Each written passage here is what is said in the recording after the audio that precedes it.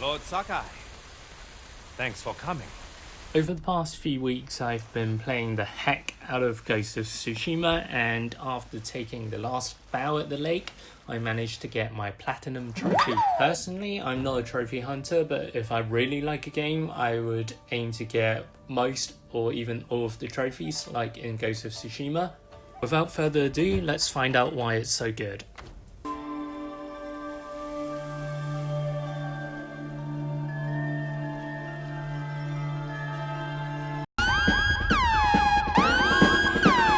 Before I got this game, I did a little of research online and I saw most of the reviews are positive, and it really deserves all the praise that it's been getting all along these few weeks. For me personally, Ghost of Tsushima is the baby of all the open world games out there, including The Witcher 3, Metal Gear 5, God of War, Red Dead 2, and Zelda, etc, etc.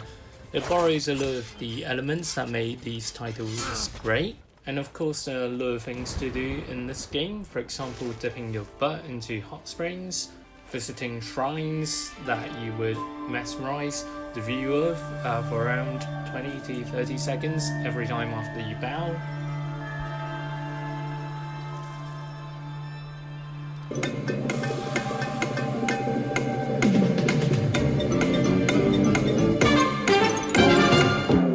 Visiting fox dens, follow the fox and bow to the fox shrines, writing haikus, following special maps to get to El Dorado, The gold of El Dorado bears a terrible curse. taking out enemy bases and liberate them for your people on the Tsushima island.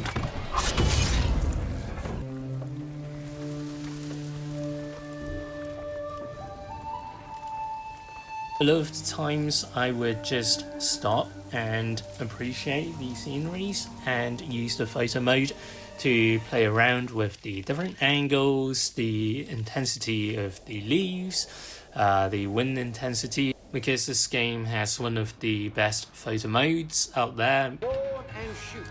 Again, travel time, and I'm bored and... I'm gonna take the little oval brush, dip it in some paint thinner. We'll go through some midnight black and some brown on one side.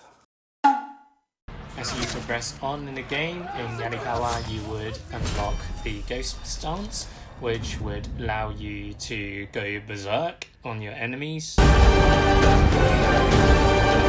And you can chop off the heads of the base leaders and make everyone scared of you, and you can go invincible and kill 3 enemies without taking any damage. For me, this never gets old.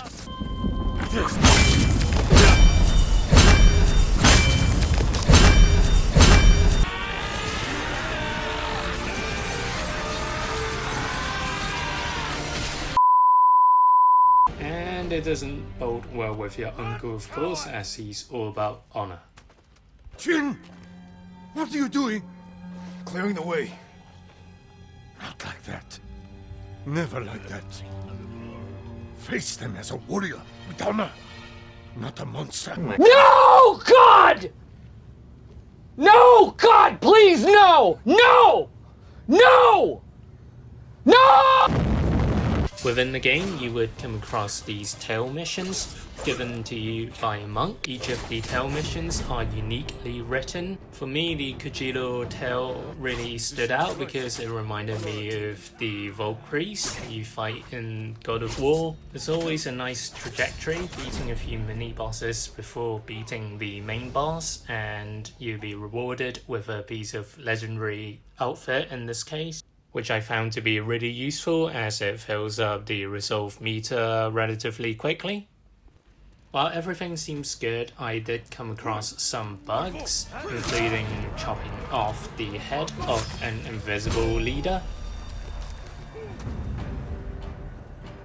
chopping the head off another leader, running around and coming back only to realize that he was still breathing, weirdly. Come here and fight! And when I ended his suffering, he did manage to yell his agonizing pain. getting on the horse, and it took me to the top of the stable.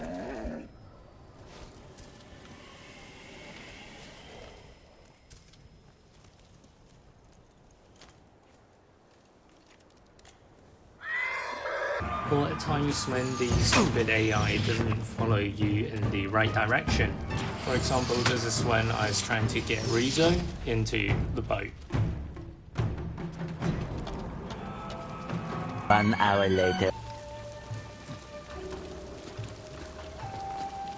2 hours later. Get to the chopper!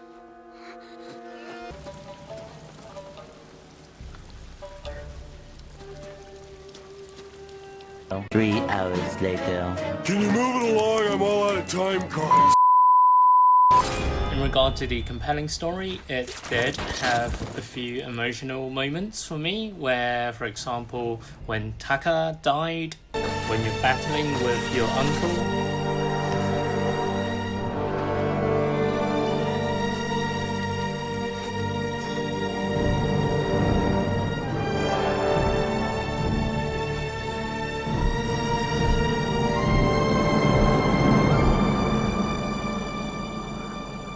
Overall, this game did exceed all my expectations because it had a really good story, engaging characters, and it has a lot of stuff to do in regards to the missions, side missions, and being the last PS4 exclusive game, it does leave its mark on the PS4 as one of the best games in this generation.